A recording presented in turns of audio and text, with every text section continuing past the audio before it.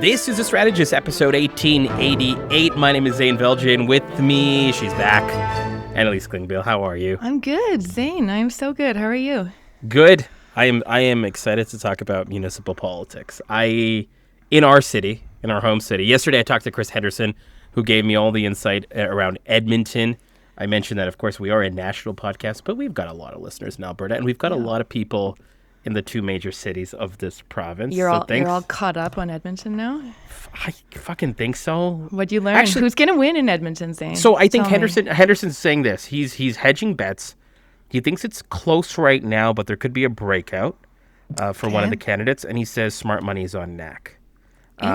He also adds that if Cartmel loses, it is considered the biggest political failure in Edmonton history. Not because Cartmel had like a 30-point lead, but because the guy's going to spend more than $1 million. Yeah, he's got a lot of money. That's going to be a fun accountability episode with your pal Stephen Carter. With our pal Stephen Carter. Our pal Stephen Carter. Let's give him a broader hug rather than a narrower one. I think he needs it. Yeah, I think he might need it in both major cities, depending on how this episode goes. It's going to be good accountability. Okay, listen, on that front, have we not had a mayoral election in Calgary run by one Stephen Carter where someone has spent $1 million and lost badly? Like I did bring this up yesterday because it did cross my mind, but didn't Alnur Kassam pretty much mean $1 million bucks and an L? And he lost very badly.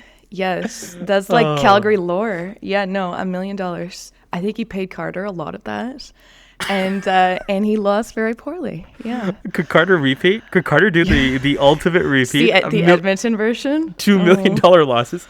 I feel bad for Carter, but he's signed up for this. He's the one who's told us Carter he's running. Has dug.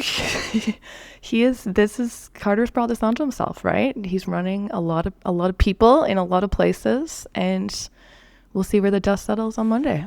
Fuck. Tuesday, actually, Zain, because we will not have results on Monday. Oh, yes, and I should plug a couple of things. Annalise Klingbeil, as everyone knows, Champion Communications, a member of this podcast. Also, longtime political observer in the city, probably one of the best minds in the municipal arena in this city, I would say. But also, I would mention, when you mentioned Monday heading into Tuesday, you're going to be on Global on Monday night. So people should watch you. Yes, I'm commentating on Global, which will be different for me. Normally, I ask the questions, and it should be fun because there will be no results. So this is interesting. I got to talk about, Zain. I got asked to do City TV, and I was going to, but I have to head to Montreal. They were going to do like a 6 p.m. hit and I hope I'm not revealing their plans, but like they were going to do hits in between. Okay. Is Global just doing a show? Like, are you guys just sitting in a studio for 6 hours? We're doing a rehearsal today, Zain, so I should have more details. But my understanding is that it will be online. Online. It'll be like popping into the 5-6 and then it'll be streaming. And then I don't think the streaming will be like you guys at like a show, like an actual election show that I can watch. I think. Don't quote me on that because there's a rehearsal. I did bump into someone at CBC yesterday at a debate and asked what they're doing. And they're doing like an hour, but it's province-wide. Because I'm like, how are you going to fill this hour? There's going to be no results. Theirs is all across the province because they have all these bureau people. And it'll be an hour on radio and then I think TV and online. Again, don't quote me on that, but and I'm not sure what CTV is doing. I do know normally Champion, where I work. Yeah. Previously, the last election, we had like a big election watch party. You guys did, yeah. We did at down at National, and there was like some people were disappointed in the quality of the traditional media. Because it's not like, 2000 when you would sit and they would do like a live TV special. That's just not happening, right? In this is a lane for us. We should have done a live podcast with Stephen Carter and you. Or you, maybe you. I won't be here, but you and Stephen. Next time. Right on the pod right now, Annalise. Retract your Global agreement, and we'll do the podcast right now. That's what Carter needs. That like just live Carter when everything he has poured his heart and soul into for months. Down. Yeah, that I'm not gonna say it's gonna melt down. You should charge big money for people to watch that, Zain. That would be good. Fuck. I don't even know where to start. I actually didn't even know where to start yesterday because both elections in Calgary and Edmonton seem to have a similar drumbeat. But let me start with this observation, and then maybe we'll take it from there. And you tell me if you agree, and if you disagree, great. And if you agree, great. The left doesn't know what to do in this election. Yep, I would agree with that. Can we start there? And maybe, I don't know if that's a great place to start. We can start there. Okay, I think this election, so people have been talking about how this election is boring. Or maybe just start wherever you want, because I don't know. No, because it relates. People have been talking, and jump in, Zain, because you know Calgary. Yeah. People have been talking about how this election is boring, right? They're talking about, this is a Seinfeld election. It's the election about nothing. They're talking, someone has dubbed it the melection, meh election. I do not like that term. People are talking about how it's boring, and I think it is boring. What's the ballot box question? We're 3 days out. What's the ballot box question? What's the big idea? What's the talker? And I think also what's making it boring is we know the players, right? One of them has been mayor. 2 of them ran last time. One of them has been a city councillor, and then you insert Brian Thiessen into the mix. Yep. But it's been I would say the past couple weeks that people are maybe paying a little bit more attention to Brian Thiessen. But there's no, I don't know, you tell me, what's the ballot box question? We're 3 days out. I was at the CBC debate yesterday with some people, and it ended, and I turned to everyone around me. I'm like, what's the ballot box question? No one knows, and everyone has a different idea. Someone's like, it's what Davison's saying. It's all about affordability. And someone else is like, no, it's about safety. There's no, why, how are we getting people motivated and getting them out to vote? It is interesting. So let me run through the candidates for those that may not be exactly tuned in, which, by the way, if you read the polling, is most fucking people. Yeah, I'm not even just saying most people who listen to this podcast, because there's a lot from out of this province who are now going to be tuned into our municipal scene. But I'm saying most people in our city have no fucking clue what's going on. So you got Gondek, who's the current mayor, right? You got Farkas, who came in second last time as the conservative choice. This is the former councillor. Who's now running as let's put a pin on this, but a progressive light. We can get into that. Yeah, he's put himself in a box. We will get into that. So yeah, speaking of someone else, putting herself in a box, and perhaps one that she wants to be in. Sonia Sharp, Communities First, running under a banner, not shying away from her conservative roots and the direction she wants to go. You mentioned Brian Thiessen. This is the Calgary party. This is Carter's party. Brian, a well-respected labor lawyer, or employment lawyer, I should say, in the Calgary space, former police commission chair. And then Jeff Davison. This is running as an independent, former Ward 6 councillor, ran for mayor last time, as you alluded to, and of course is also leaning a little bit more conservative in that regard. You've got other folks running, but that's the batch, is it not, Annalise? Yeah, no, that's the batch. And Davison, independent, but ABC, which is a party that hasn't really made waves, has endorsed him. And I think it's worth noting too, in terms of the Calgary history, Davison, Farkas, and Gondek know each other extremely well. Not only did they run against each other 4 years ago, they all started on council at the same time. So the 2017 election, which I know well, you know well, right? You were running Nenshis. I was covering City Hall at the time. Yes. 4 new councillors at the 2017 election. So that Nenshi won, beat Bill Smith. 4 new councillors. Those councillors were George Chahal, Jody Gondek, Jeff Davison, and Jeremy Farkas, right? That's true. I forgot Chahal. Chahal, right? That was the point. I honestly saying it's funny how much has changed in 8 years, because I remember that day after the election doing the story of here are the 4 new people. There was a front page picture of the 4 of them, fists in the middle, look at us. And then just funny where they all ended up after that. Chahal, obviously an MP. And then the 3 all decided they wanted to run for mayor, ran against each other last time. And I feel like last time there wasn't that much excitement. It was a different election. It was 2021. It was COVID. It was different. But you have these 3 people who no one was I don't think exceedingly excited about last time, all running against each other again with two other faces in the mix.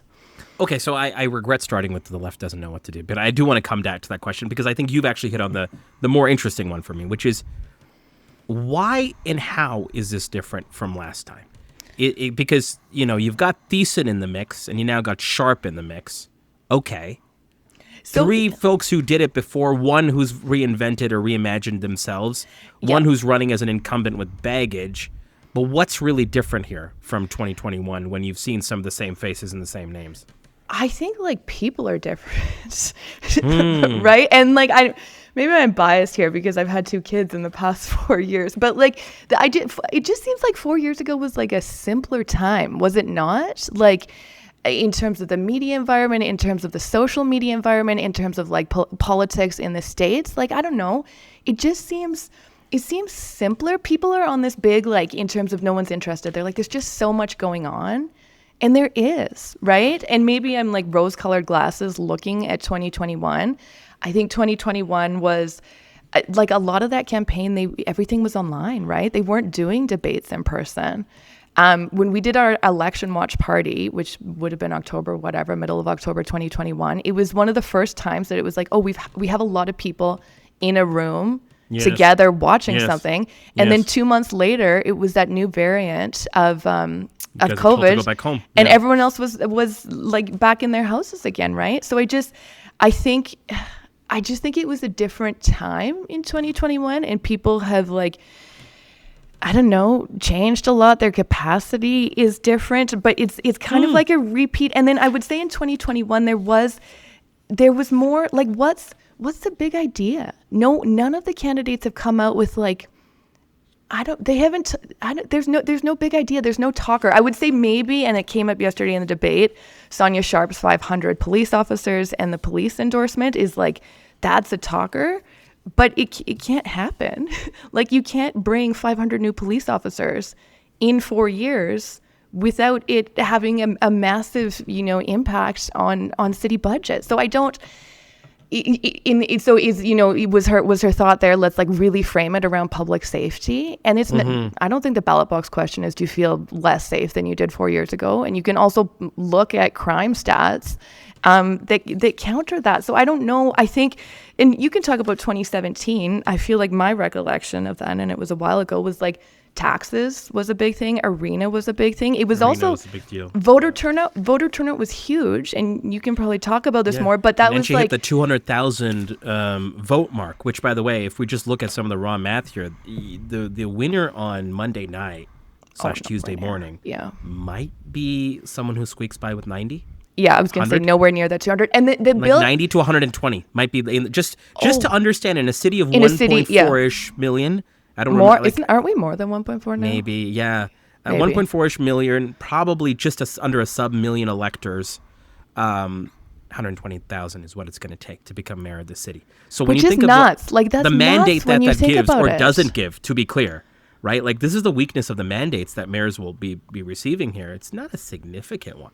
But it's also like, do people care? So I was at the chamber debate as well, and bumped into Rick Bell, who I'm sure many people are familiar with. I know him well from when I worked at the Herald, and we were talking after, and he's like, no, like, I've just been hearing about how mad people are for 4 years, but where are these people? I'm like, are they mad?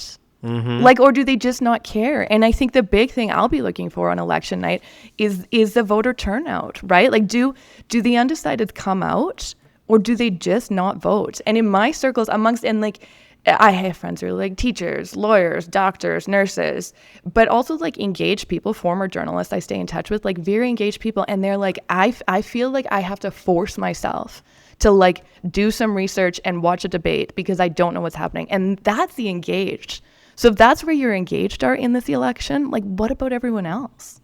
Oh man, I think you've put out so much wisdom on the table. Let me start with a couple of things, or just react to a few of the things you've said. So I find this concept of 2021 being a simpler time extremely wise, because I think you're right, and you've hit on something, which is COVID was something that afflicted everyone. So the argument there is that it was a monoculture thing. We were living in a very strange time, no doubt, an extremely trying time, but there was almost a bit of a monoculture. Everyone was at home, plugged into the same internet box to receive the same amount of communications. We also had a very clear ballot box question that was framed by Gondek, and by extension Carter, who was running Gondek's campaign at that time, which was taking on Jason Kenney. 100%. Right? So we had a very clear lane of Farkas, and in credit to Gondek at the time, Farkas is an extension of Kenney. I am going to fight Kenney on everything that was happening in the monoculture of COVID.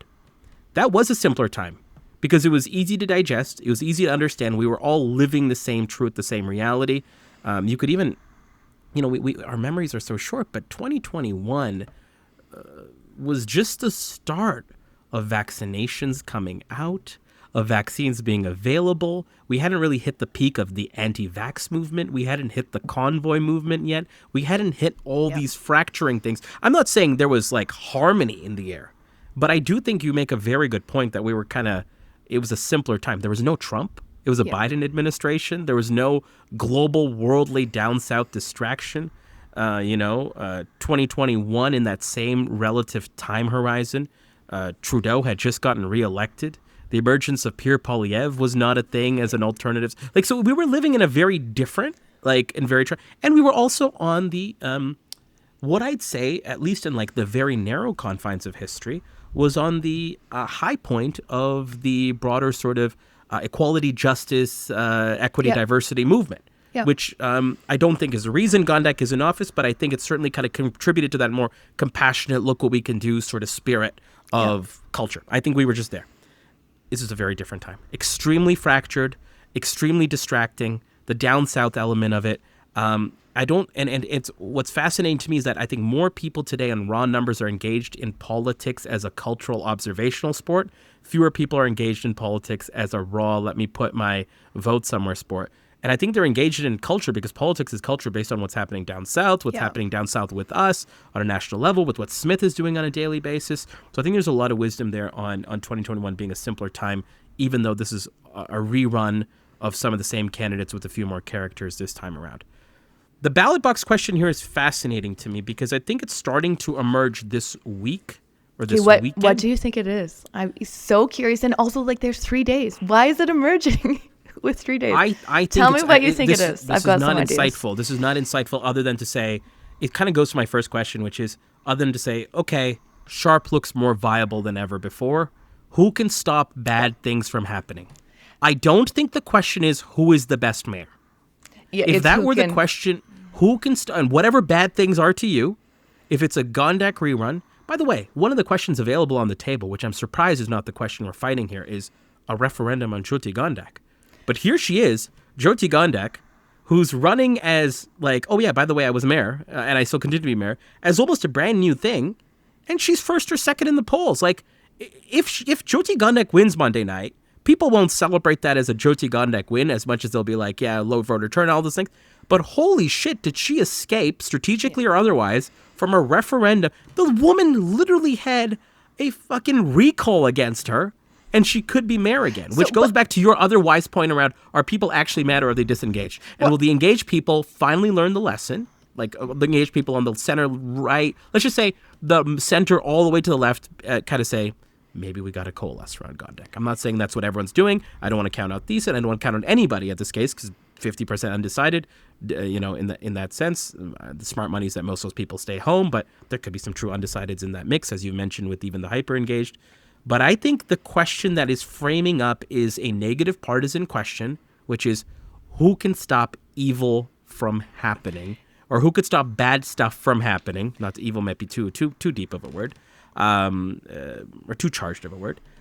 Whatever that might mean for you. And for the left, or for the center and the left, as Sharp has become more viable, I think that question snaps into focus. And then for the right, as Gondek is and a new progressive light version of Farkas flirt with 1 and 2 in the polls, the coalescing around Sharp might occur. So this is, I don't think it's a perfect question. I don't think it's a universal question. It's not about infills. It's not about housing. It's not about safety. It's about vibes and where you kind of stand in that sense. Now, is that what the Gen Pop is thinking? I don't know. You tell me. Well, I think even that speaks to the point about it being boring, right? Like that no one came out. A big piece of this, I would say, like 6 months ago, a lot of the conversations I was having just with folks was like, city of 2 million people. We're going to be 2 million people. What are we like as a city of 2 million people? Yeah, what are our big ideas? How do we have infrastructure? How do we have safety? The housing, right? Like fastest growing city in Canada, 250 people moving here a day. It could have been, I think, with the right framing, something that excited people about, like, who is best suited to lead us to a city of 2 million people? Who are we excited about? Who do we want in charge as our kids grow? That type of thing. And no one has been able to do that. I think Sharp is the one who's increased the most in the polls that we've seen, out of the few polls that we've seen. And Sharp has money. I think that was apparent when the disclosures came out. She and her party have money. I think Thiessen and Carter and the Calgary Party have been kind of running an anti Danielle Smith campaign for a while, but it has not been until the past week, I would say the Thursday chamber debate, that they've tied Sonia Sharp to Danielle Smith, which is a really easy, like for weeks, I'm like, why is no one doing this? There are easy connections, there's easy endorsements, there's pictures, like there is an easy connection. Last night, at the CBC debate, Thiessen brought it up a few times. Sharp did say, she said, like, I'm a card-carrying nobody. I don't answer to anybody. We need positive relationships. Farkas is trying to bring up the Take Back Alberta endorsement of Sharp. But like, the connection between Danielle Smith and Sharp, I would say we're a week into that connection. Yeah. Right? Like, it's... And I heard it yesterday, so just to bring folks up to speed, yesterday was what you'd call probably the most premium debate. Is that there was podiums? Yeah, they were not in chairs. There was podiums. Hey guys, sorry to interrupt. Corey here. Thought I would take a little bit of time out of my busy day job of running the country to do the important work of letting you know they're lecterns. They're not podiums. Okay, thanks. Back to you. I mean, and I think the chamber did a good job and others did a good job putting on a debate. That's not what I'm trying to imply here. But the premium in terms of timing, Thursday before the election. And the last one. It was debate number 17. It was the last one. They were standing. Yeah. The format, I thought, was very well done. Yeah. I was, again, chatting with someone who with CBC before I went in, who said, like, they kind of put it together quickly, but their big thing was they wanted it to be the last one. Yes. And also the streaming, right? Like, it was streamed, I think, online. I was there in person, but it was streamed online. I'm sure you could probably hear it on the radio. I think it was on radio. A lot of people like it was, texted me on radio. Yeah. Whereas the chamber, which I should say, it was like Chamber Creative Calgary, Downtown Association Construction. It was like kind of a group of them, and that was kind of the big one. But the streaming wasn't great. It was like, I think TV did the first little bit, and then they directed people to online, but then the link wasn't like working good. Like, yeah, I think, and I was in person at both the audiences, and one can imagine, right? The chamber one was downtown right after work, more of a corporate crowd. Interestingly, the chamber one, the biggest applause of the night was when candidates spoke negatively about Smith. Timing at the there, chamber, interesting. Yeah, I thought that was interesting. The timing, though, too, is you were like, what was the date? A week ago, like the teacher strike had just started, right? Yep. So that was on October 9th. Teacher strike started on the 6th. So maybe that was a bit of it. Like my takeaway was like, okay, Calgarians are really united that we don't like Smith and that we like teachers. The CBC one, I would say, is harder to pull things out of the audience because it's exactly who you would imagine listens to the CBC and loves the CBC and is engaged with the CBC. With some candidates, putting their supporters in the room. There was an ask for no kind of applause and interaction, and Davison was getting a lot of applause. And so then others were also applauding and laughing and kind of interacting that way.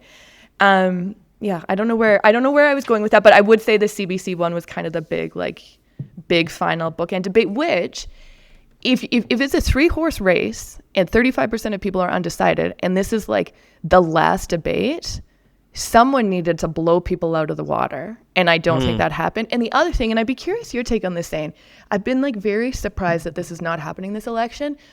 There's no social media rapid. So there was a few things at the debate yesterday for different candidates where I'm like, where's their team? They should be clipping this, getting this on social media, having it part of the conversation. And I think social has changed. I come from a time when people would be doing that on Twitter, right? Twitter was, and I was sitting beside someone yesterday at the debate who said oh, this is where I love Twitter. When you're at something like this and you can go on Twitter and scroll and see what other people are thinking live while this is happening. You have that kind of conversation. No one's on Twitter right now, right? That's not happening. But then the only candidate I saw who did it, and Sonia Sharp did it at both debates, had the debate, and then instantly that night a post, Sonia Sharp won the CBC debate, and a picture of her smiling. Sonia Sharp won the chamber debate. And then a lot of shares because her supporters are yeah, she won it. And then comments are people being no, you didn't. In what world did you win it? You lost it. But she's the only one that I've seen. I looked this morning because I was curious. Looked this morning at the 5 frontrunners Instagrams. Thiessen had just posted one sort of clip. But no, where is that machine of here's that math is difficult line that then we pull out and then we get everywhere, almost like in an attack ad, whether it's your candidate saying something great or someone else screwing up, like where is that kind of like attack ad social media apparatus? Because I would argue that's easier than ever to do with a phone in your pocket. Yeah. I mean, from my perspective on that front, and let me respond to this and then kind of tell you where I want to go, because I want to talk about you mentioned 3-horse race, and I want to pick up on that in a second shortly as we examine each of those 3 candidates and then talk about the scenarios we could see on Monday/Tuesday. So let's get to that in a second. But before that, let's talk about process, because you've jumped into process, and I think it's very important because there's been an absence of a few things this election. And I think the environment is certainly different. You can comment, but let me give you the top line sort of things that have changed. Media, different. Yeah. Eroding, traditional media. fractured. Yeah. Media, different, eroding and fractured. Okay, we can discuss that. Organic is different because it's no longer, as we've mentioned multiple times on this podcast, most platforms for modern social media are now algorithmic rather than graph-based, which means that you're not just seeing what your friends are putting online. Anyone can go viral with anything all the time, but there's no guarantee that your followers are even seeing what you're putting out there. This is the extremely simplified up and down of organic. Paid, I've heard money is extremely hard to come by. Yeah. I've heard money is extremely hard to come by, and that it has been hard to get eyeballs on certain things for candidates, even if they've been putting stuff on Meta and putting a decent ad spend behind it. Let alone like things like TV. And if you remember Bill Smith, in 2017 when we were facing that election, his paid included actual billboards. I don't think I've seen a single billboard outside of Sonia Sharp in downtown, which I believe is just that one car dealership / former car dealership area. You know what I'm talking about on the flyover? Oh, I know. I drive by every Wednesday morning, Zane. Yeah, so what is, you can tell me what that is, but that might just simply be where her campaign office is, or a very, very, very committed supporter. But that was also the same Bill Smith sign location that we would see all the time. Smith rented out things like out of home in the Flames arena, because to your point earlier, the arena debate was massive in that regard, and trying to position Nenshi as the anti-Calgary Flame person in that regard. So paid is different. There's no I haven't heard a single radio spot. Have you heard a single radio spot? No, but also like ads. Have you seen? Have you seen ads? I haven't seen any like set pieces. I haven't seen any sort of like set piece ads in the sense of like, here's an ad about me as a candidate, 30, 15, skippable, unskippable, 6 second with like 2, 3. No, I haven't seen any of that. I think that might be a direct result of money. Yeah. But I'll put it this way. I think on organic, we've taken a step back. To your point on rapid response, I don't know why. Maybe it's just people don't have the horsepower, or they haven't seen the performance. One of the things with algorithmic social media that I have as a theory is that it actually could lead to decreased, and it's not like a novel theory, it could lead to decreased sort of desire to post when your stuff doesn't reach. When a reel doesn't get the likes you need, you almost kind of think of it as like, oh shit, it's not working. It incentivizes you to not do it and not next time, right? Yeah. And I know the whole thing of the platform is that 1 out of every 4 things just goes crazy and bonkers, so then you get excited that the next one will. But it just might be like the team is just like, this is not important. And it just might be this cloud, like even us talking about, organic social media, right? But I think that contributes to it. It contributes to people not engaging and not doing the stuff that we would consider conventional wisdom, or like, but maybe we're gonna, on the back end of this, find out what the new baseline of conventional wisdom on social media and paid media looks like. But let me give you the on organic. I think we've taken a step back this election. On paid, I think we've taken a step back this election, but I'll excuse people that they don't have the money to do it. But in terms of the art, the creativity, the placement, the timing, the virality, or even the try to punch through, the attack ads, the stunts, all that sort of stuff that comes with it, I think we've taken a step back.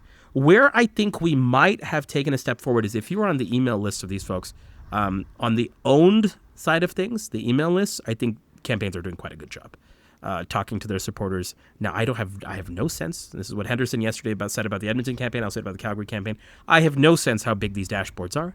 I have no sense how big these email lists are. I have no sense of how any of this information, if you sign up to the Calgary party, is getting shared beyond it. But I'll tell you, they're doing sophisticated stuff. I'd say, and I'm on most of these lists across the board. Yeah. I think owned is taking a step forward, or it's like, on par with what you'd expect. But I'd say on the organic and paid, it is not existing in that same way.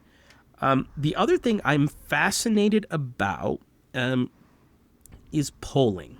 We've had 2 landmark Janet Brown polls. Two, when I say 2, I mean one for Edmonton, one for Calgary, right? Yeah. So, but 2 at the same time. Of the Calgary one, kind of showing an extremely tight race up front. We've had some Leger stuff, but we haven't really seen any other players in the mix. And I'm surprised that even from just a downright strategy perspective, there's no late breaking poll last night or this morning. To just kind of indicate. Now, maybe this is a core consideration of strategy, a core consideration of money, but there's no sort of, it's a 3-horse race, here's the things defined heading into the weekend, have this conversation. We're recording at 10:50 in the morning.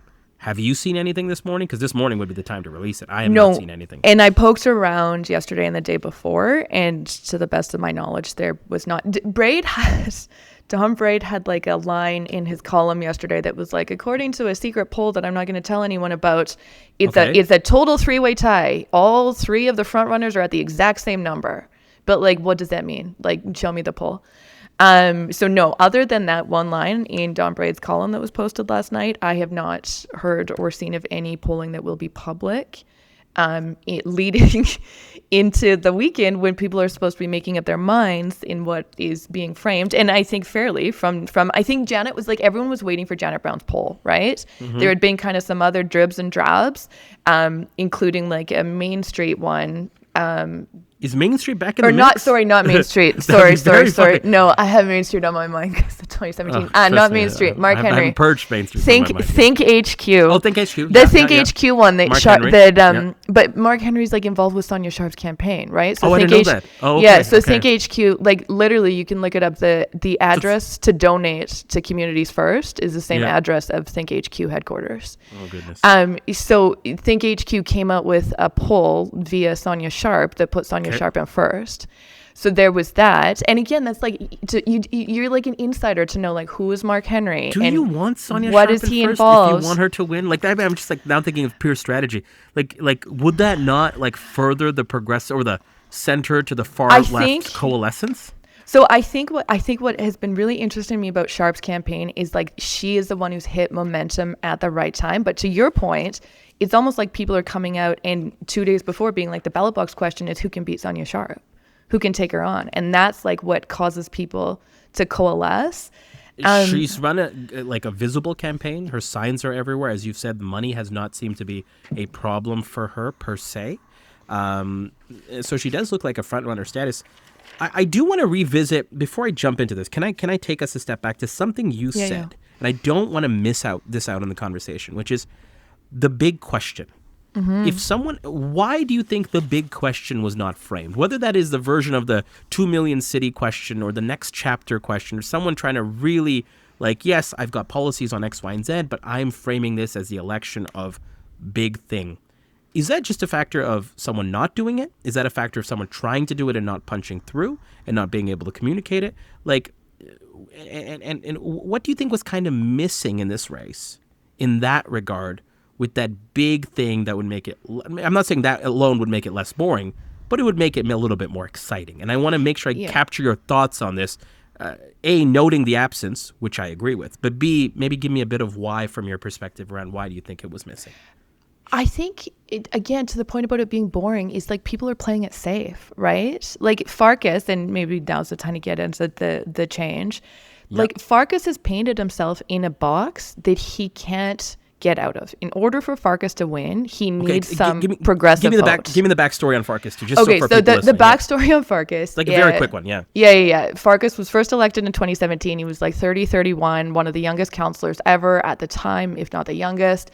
Manning Center trained, trained from like a very conservative school of thought, and I would say media relations of like, here's your key message, you go and you say your key message and you say it and you say it and you say it.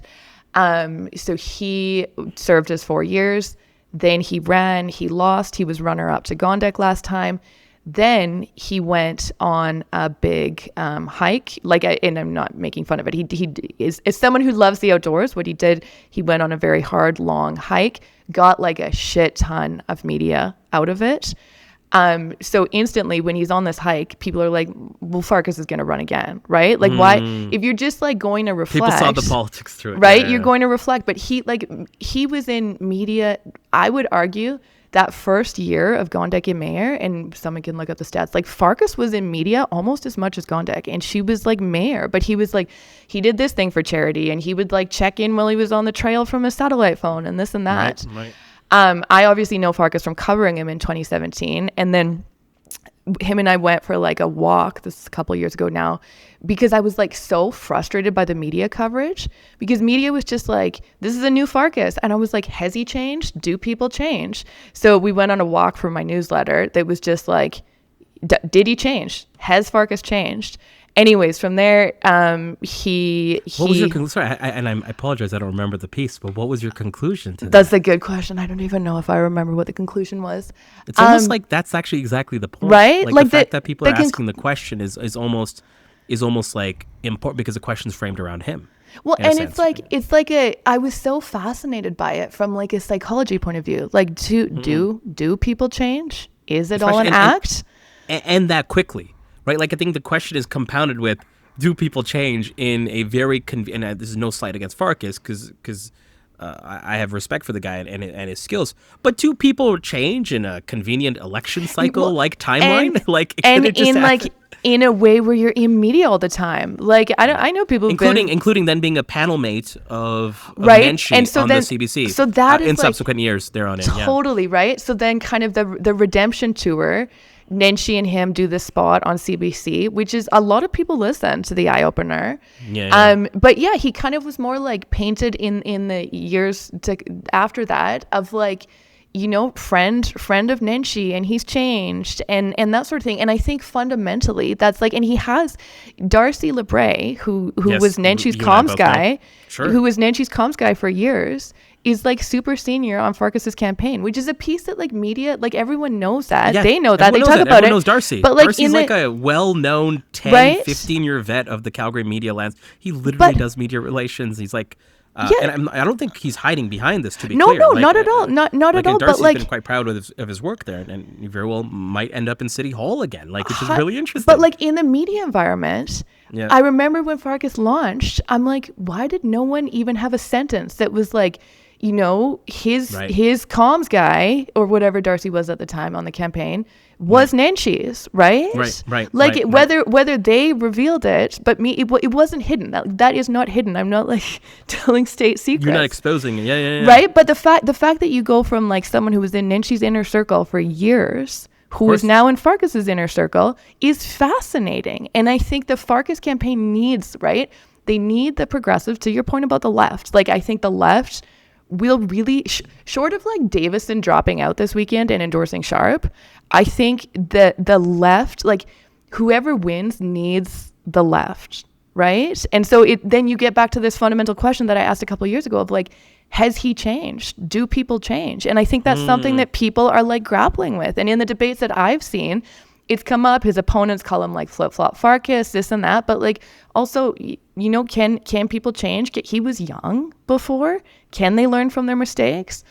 Has he changed? I think that like in terms of a ballot box question, if, you know, on Monday we're still going into it with like Farkas as front runner, has he changed is almost what the ballot box question is, which is like, we could do hours a podcast on that. Let's do a couple of minutes, but on this, and I'm glad you brought in Farkas to this point.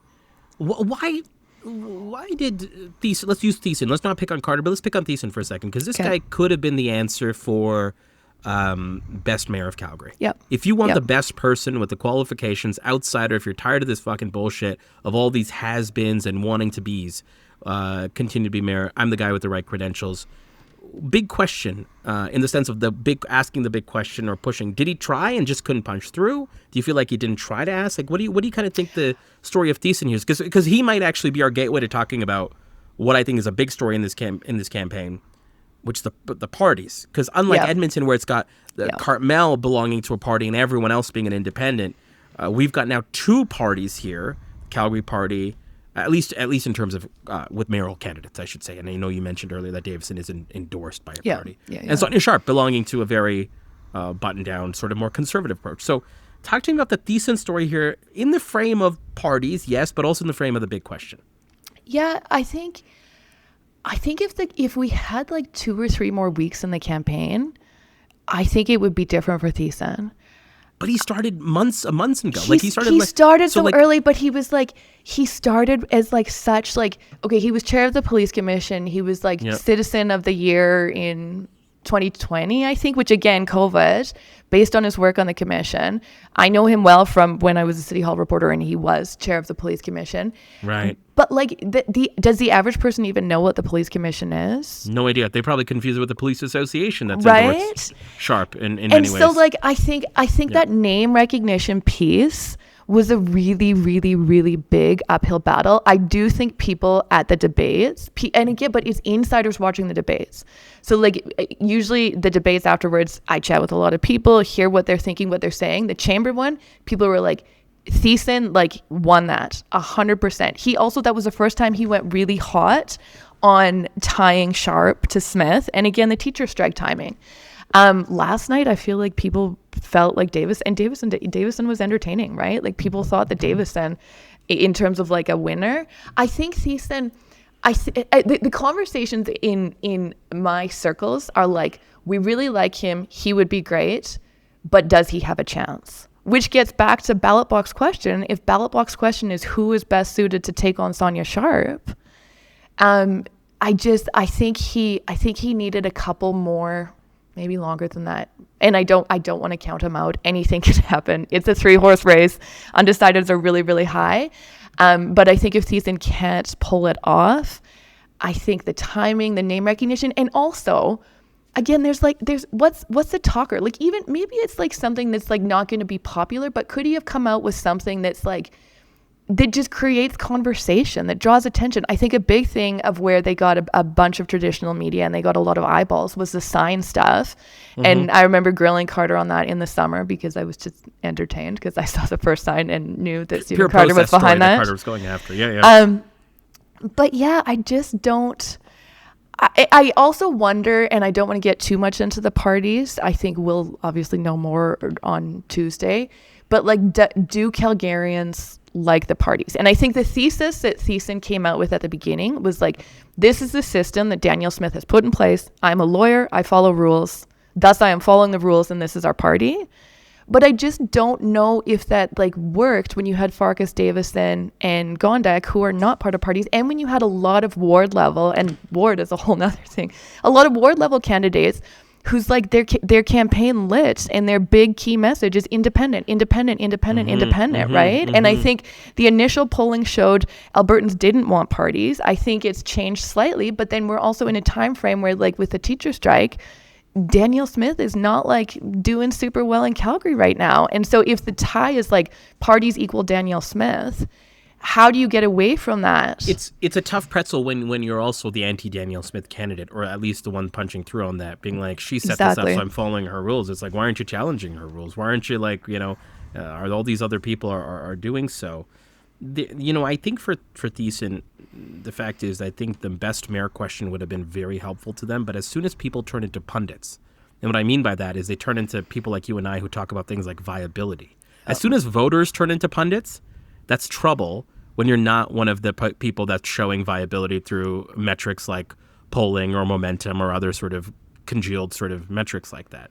And I think the other aspect of this election that I think may have influenced and may have impacted Thiessen the most, and it's I'm taking what you're saying and just repackaging in a slightly different way, is that in any election, the hyper-engaged or the insiders, whatever you want to call them, right, or a combination of the two. I think insiders have more of a touch and feel, even know some of these people like you and I would be classified in that in the broadest sense. But that plus the hyper-engaged influence what the second, third, fourth tier of people, and I don't mean that as a tier of like anything other than engagement of the election, what they do and how they do it.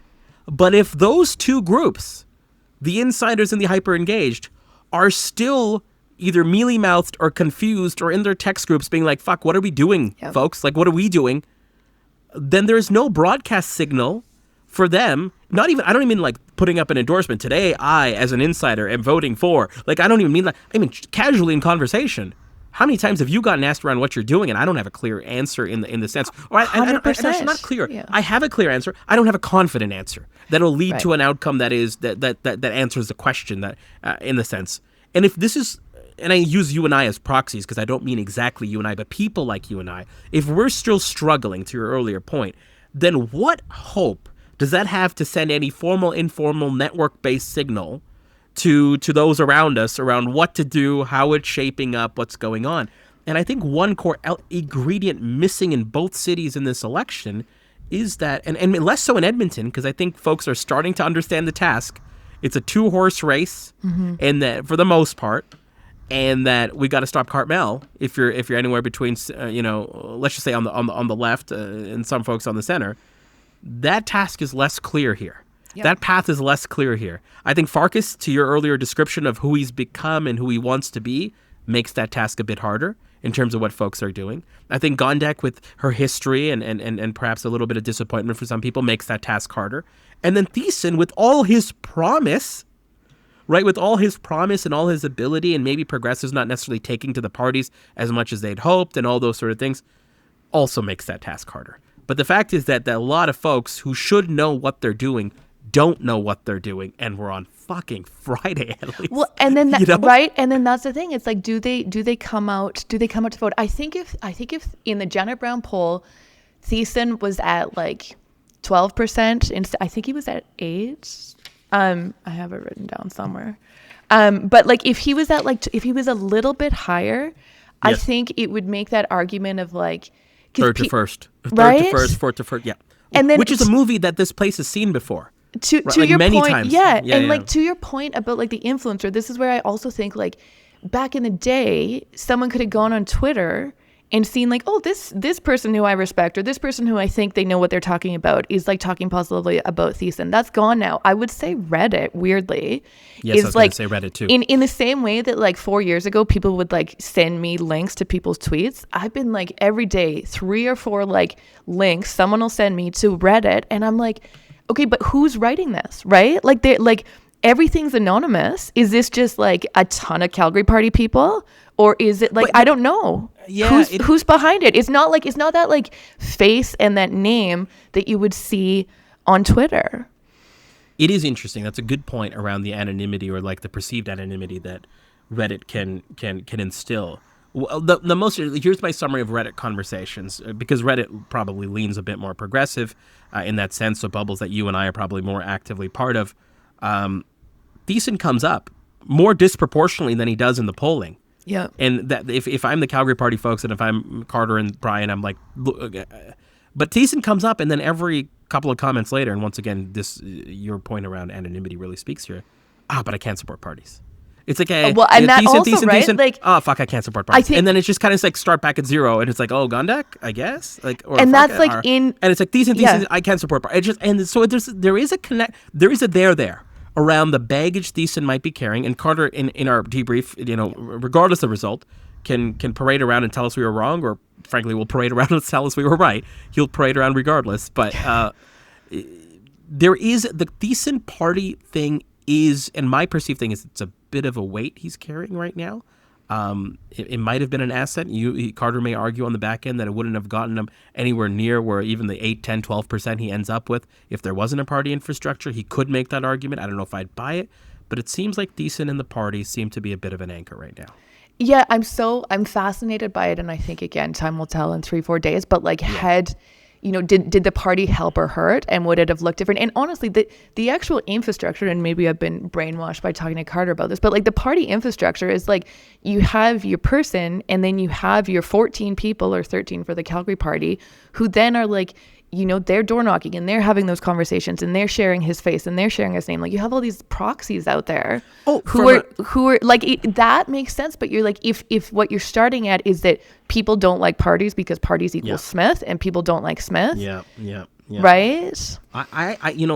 Politics is one of those weird sports, as you're aware of, that if you win, everything you did is considered celebrated and celebrated as golden. If you lose, what a fucking shitty idea. In terms of the good work, both the Calgary Party and Better Edmonton, whatever you think of them, like, that is an impressive undertaking. Literally creating 2 political slates, branding them consistently, having those signs, those lits, those candidate recruiting discipline. 14 candidates, even that in itself. There is a lot to be impressed with. Yeah, and it's not just because Stephen is our friend, but there's a lot to be impressed with there. I just don't know if it'll work. And Carter will have to defend a lot of those decisions, but there is a lot of good, interesting novel. I think novel is the right word. Novel work being done here. So when we talk about things taking a step forward and a step backward, the party, as much as people may hate it, has actually produced quite an interesting level of political practitionership and craftsmanship that I think should be at least studied, maybe celebrated, but definitely studied. I think even the recruitment aspect, like full disclosure, I think being a city councillor is not a great job. I think I think it's getting harder and harder to get people in that role. And so I think the recruitment and also having that kind of like campaign in a box. And I saw someone crunch, it must have been on Reddit, someone sent me, but like crunch the numbers of how many female candidates. And the conclusion was basically like female candidates were more likely to run with a party because they were given the infrastructure. So I do think there's things like that accountability episode we can like learn from. But yeah, I just question, and here's where you get into like, do the undecided show up, and what are people feeling about parties in 3 days? Let's absorb that into what I want to kind of do as our scenario, or scenarios plural. Give me the most likely scenarios on election night for mayor. We'll talk about council at the end of this thing, but for mayor, give me the most likely scenarios that we could see on election night or election next day morning. I think this is all caveat that Davison and Thiessen don't drop out this weekend, because that would change everything. If Davison was like, hey, I'm going to get behind Sharp, or if Thiessen was like, hey, in order to beat Sharp, we got to get behind Gondek. Do you know if those conversations are active, or are you? Because no, I wasn't even thinking of that. I'm just so the fact that you raise it, I'm like, do you know something? No. I'm just stirring the pot. I do think like to the Sharp Davison conversation. If Davison was not running, I think Sharp would be number one by a mile. And if Sharp was not running, I think Davison and Farkas would be kind of like eking it out there. I think Davison in the race does change a lot. Okay, so scenarios, I think, what's voter turnout going to be? Right? So last time I have written down. I think you could, in my mind, one of the reasons I think scenarios are helpful is, let's say we go down scenario Gondek W. We might be able to comment on voter turnout and where the undecideds go based on those. And if we go scenario, like that's why I'm kind of thinking, like, give me what. And like I said, I'm actually kind of blind here, so I'm really curious to get a sense of where you're at with these and what you think viable scenarios are, and even if you want to add a most likely in your mind, or what you I don't know, Zain. Like I would love. I think we're looking at a Farkas win, a Gondek win, or a Sharp win. I think those are the three most realistic possibilities. Okay.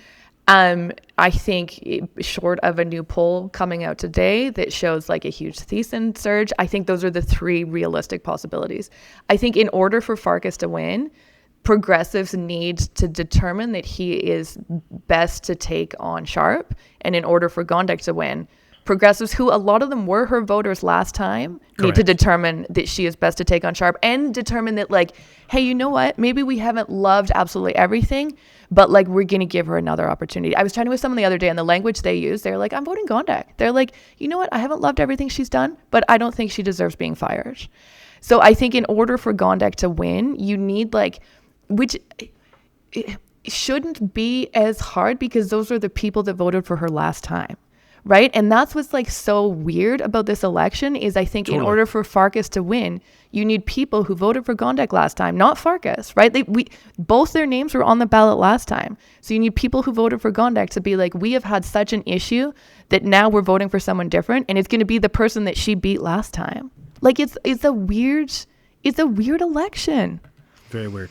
So a Farkas win requires, you think, coalescence around him by people on the center and the left. Yeah, I think his base is locked in, and I don't think he's taking that much from Sharp or Davison. Base? This is what I'm curious. Did he rebuild his base from 21, or did people just follow the Jeremy personality, not care about ideology, and he started with that? Like, I know it's a hard question to ask, not being in on this campaigns, but I'm curious, like, is this a guy that like pretty much lost his entire base, or did he come with something back to the table in 25 with a changed man sort of aspect to it. I think he has. I think he, and again, I'm not like an expert on this. I think he has. I think some of his base are Smith supporters. And I think, again, in terms of him being in a tough box at a time when there's a teacher strike and people are not loving what Smith is doing right now, he can't be the one attacking Smith, right? Because he's in this box.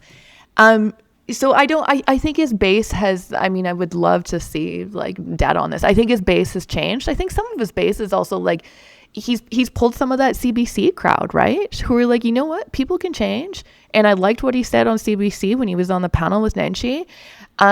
His base is so interesting to me because it's not like black and white in the way that others are, as is evidence. And he said even last night, there was like a question at the end about a highlight of your campaign type thing. And he talked about working with Darcy and Amanda. He's like, I'm so proud of the fact that like we've put these, you know, people who 4 years ago, 8 years ago, it would have been unheard of that they were Farkas supporters. They're now senior campaign people.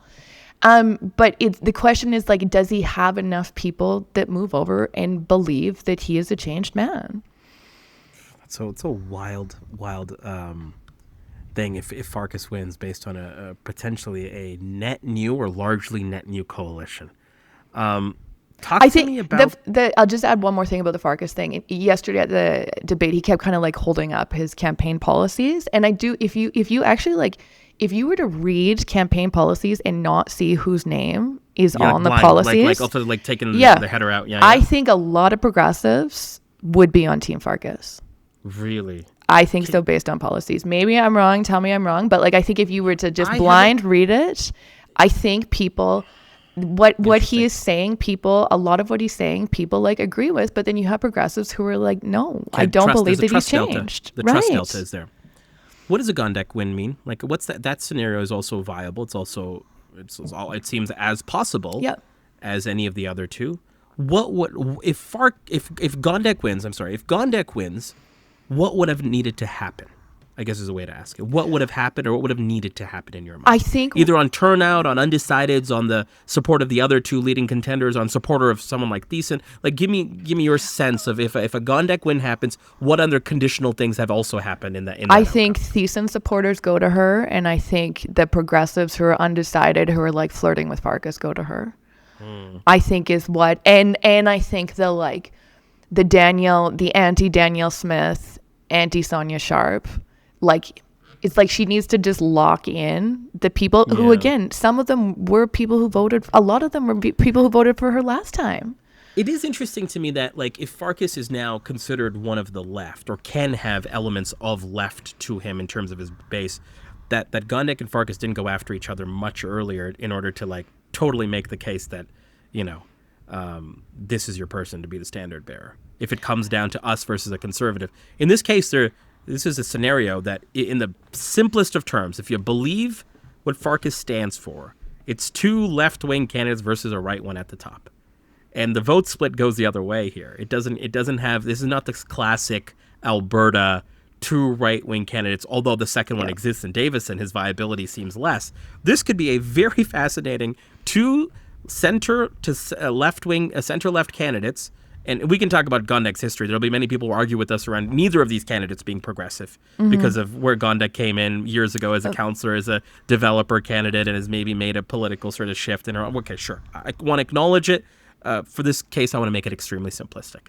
That you could have two left or perceived left candidates going up against a right-wing one, and the right-wing one comes through the middle in that regard. I almost feel like, maybe I'm going to regret saying this, I almost feel like a Gondek win is like the most plausible for what has been such like a boring election, right? Back to what we talked about at the very beginning, right? This boring Seinfeld election where you have an incumbent mayor, fitting? You think it's the most fitting because conclusion? like traditionally this should be a boring election because you have an incumbent mayor who's running for a second term, right? Like pull up all the stats on people who are running for a second term, right? They blow people out of the water. So like, it's been exciting in the sense that is not happening, but I almost feel like just based on what this election has been like, that would be the most fitting conclusion is like, look, she beat the same two people who ran against her last time. We reject parties, 4 more years. The Sharp scenario. Give me the what other conditional things would have needed to happen if Sonia Sharp is mayor of Calgary as of Monday night. I think Davison supporters need to go to Sharp, and Davison supporters are really they love him, and they're not giving up the fight. It seems like even recently, his endorsements keep piling in from former conservatives. They love him, and he has been so just comfortable and funny on the debate stage, and I think some of it is just because he doesn't care. He's got nothing to lose. Yeah, but quite he's literally maybe here on Monday night. He's I was chatting with someone after yesterday who was I would just love to grab a beer with him. They're if I didn't know anything about his policies, I didn't know anything about who he is. He's by far the most likable. I would love to grab. Yeah, I would love to grab a beer with him. And so I think, in order for Sharp to kind of come up the middle, to your point, that being said, Sharp has good momentum. Sharp has money. In order for her to come up the middle, I do think she needs to take a little bit from Davison and I guess Farkas, but I don't think Thiessen and Gondek supporters are going to her. Yeah. Who ends up? Here's a question that you can take any way you want, but I think it's worthy of asking. Who ends up regardless of these outcomes in these scenarios, who ends up the biggest winner of Monday night and who ends up the biggest loser of Monday night? And I don't even just mean from who's running. I'm just kind of getting a sense from even as the broadest version of that question as you want to take. Well, I think the thing that we need to address that people often don't is the mayor is one vote, right? Mm-hmm. And it's the mayor is cheerleader and the face of Calgary and will lead us for the next 4 exceedingly important years. But they're one vote. So to go off of those scenarios we were just talking about, if Sonia Sharp wins, but then, and I think there's 6 incumbents running again. Yes, out of, is it 15 or 14? 14, right? 14, yeah. So 14, I think there's 6 incumbents and 3 of them, Chabot, McLean, and Wong, are with Communities First. But I think the council, so you're going to have, that's a ton of turnover, right? And it's being a counselor is a really, really hard job. And it's it takes a couple years, if not 2 to 3 years, to even understand what you're doing and how the city works and all of that. So you're going to have a lot of new faces around the table. And I think it depends what council looks like, right? If Gondek wins again and then the council itself is super conservative, that's going to be a super different situation than if Sharp wins and the council's more progressive, right? They're one vote. And I think this is the thing, is the thought with the parties was whoever wins mayor brings all these people who they know will vote alongside them with them. And I just don't know if that is what's going to happen. The parties may not have actually functionally kind of created slates that kind of, the dream of the party was that it would have discipline in the campaign, discipline in governance. And that does not seem to be the case with the Calgary Party, or even where Communities First might be headed in terms of their outcomes here. Also that they have to disband after the election. True. Which I learned that live with Carter in a summer episode, and it just blew my mind. You're well, then what's the point? And I do think actually the Calgary Party has been framing that for insiders who are anti-party. They're yeah, we are too. We're following the rules. We got to disband after the election. But then what's the point? Yeah, it does. I mean, money was the point. It allowed a financial aspect. But even that, there hasn't that. Okay, that was the point, and maybe that worked in Edmonton. But in Calgary, they're all pretty close to each other in terms of the money. money advantage has not paid out. I agree. It seems like when you look at some of the disclosures, that seems to be the case. Now we'll find out more. On the back with end the new but I like how you've answered this, because let's close out here, which is I don't want to go through every council race, but I replayed the story for Henderson the other day. In 2017, I was so focused on the mayor's race, and of course this was like every other race. We hit all of council, whatever. And as I look up on the screen on that night in 2017, I'm like, oh, thank God Nenshi won. We get to celebrate. Oh, what happened to any of the councilors? Every single incumbent that ran won. Yeah. Yeah. Do you think that story plays out here again in Calgary, just based on the simple sleepiness of this election, or do you feel like any of the incumbents are at real threat? And what are you kind of, as you've also mentioned earlier in this episode, this independent streak seems to be one of those driving questions, or at least seems to be not a deciding or driving question, maybe that's too much, but seems to be a factor of some kind in some of these races. So just your broader thoughts on council incumbents, and where we might land with a few of these things, or any notable things you find fascinating on your end. Yeah, I think in terms of incumbents, and I have them written down here, I think Chabot and McLean, the easy conservative wards where they always elect a conservative. Terry Wong in 7 is interesting. Maybe I'm biased here because I live in 7 and I'm in a Ward 7 bubble. Yeah. But I do think he's getting like a run for his money, and he's kind of has an interesting strategy in like platforming his seemingly main opponent. But maybe I'm just wishful thinking in 7. Raj and Winus, I don't have a good read on those areas. I think the incumbent advantage would likely help them. Penner in 11 announced really late, right? And I don't know 11 super well. I'm kind of in like a inner city bubble, but she announced that she was running again for recently, like not that long ago. And I think, okay, let's say 5 of the 6 incumbents or 6 of the 6. I actually don't think that matters that much because you need to count to 8, right? Like you need the 8. So who are the new faces around the table, right? Who are the new 7 people, and what are they like, and what do they believe in, and are they part of a party? Are they not part of a party? Yeah, it's going to be fascinating to see.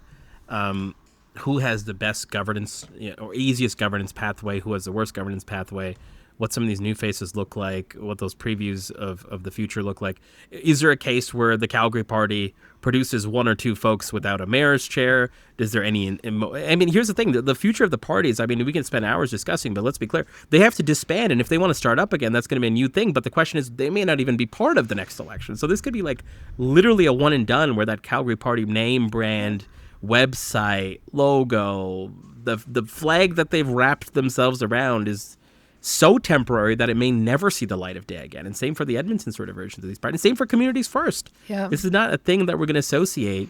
I mean, people are not associating candidates with brands as aggressively, other than just to be like, you're part of a party and I don't like that. But they're not associating themselves with these brands while voting for them. I think the likelihood of them doing so is significantly less, even when those parties leave and being like, I remember that was our Communities First candidate that's doing that, and that's the reason why they're doing X, Y, and Z. I want to wrap up here with any final thoughts you may have. We've talked almost exclusively about the mayor's race. We talked a bit about council. We talked about the ballot box question, the polling, the process, some scenarios we might see on Monday night. I'm not going to ask you for a prediction because it does genuinely seem close, but if you want to give one, you can. But any final thoughts, Annalise, as we wrap up? Yeah, I'm not gonna make a prediction. Maybe there'll be some drama this weekend, Zain. Maybe something crazy will happen this weekend. No, I don't. No, I'm gonna be looking at the turnout, right? Like I think turnout will be really, really interesting. Are people coming out? Do they care? We had 46% last time. I think turnout will be quite low, like in the 30s. Right? Yeah, I will state that prediction. I think turnout will be low, but maybe not. Maybe people will like coalesce this weekend, and the undecideds will decide, and they'll share it with their networks. But yeah, no, I think 40. So the 2017 was the highest in 40 years. That was 58%. But that was. Yeah. That, and as you know, like people came out and supported Nenshi because there was some polls that made it look really, really close. The threat looked significant. That's correct. Right. Yes. And so it was like there was something kind of like exciting and motivating. If there's nothing, I mean, short of like a new poll coming out today that shows sharp 10 points ahead, I don't know how you motivate all of these undecideds to come out. So if we're dealing with 46% last time in like the COVID election, I think it's going to be in the 30s, which is like abysmal. Like that's bad. That's not good. And then I think whoever, to your point at the beginning about like how big their mandate's going to be, whoever's in the mayor's chair is not going to have a huge mandate. They're going to have like, there's a lot of big things that need to happen in the next 4 years, and they're going to have a team that may or may not, be with them. So buckle up. I think it's going to be a really interesting 4 years. 4 years and a very interesting election night and a day after election morning. You can see Annalise on Global. And that is a wrap on episode 1888 of The Strategist. My name is Zain Velji. With me, as always, Annalise Klingbeil, and we will see you next time.